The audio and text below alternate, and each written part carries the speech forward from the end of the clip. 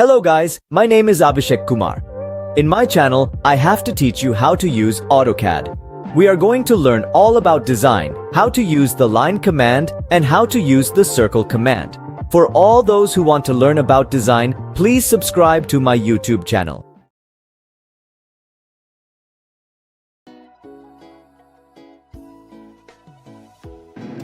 हेलो दोस्तों, आज के इस वीडियो में हम सीखेंगे 3 कमांड के बारे में।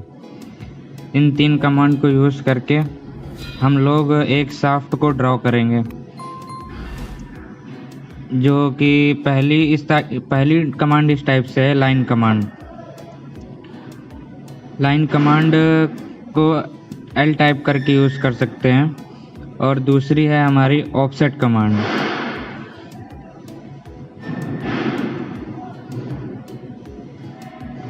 और थर्ड कमांड है ट्रिम कमांड।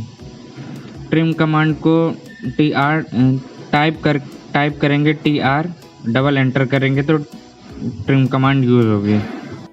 तो चलिए आज सीखते हैं इन 3 कमांड के बारे में।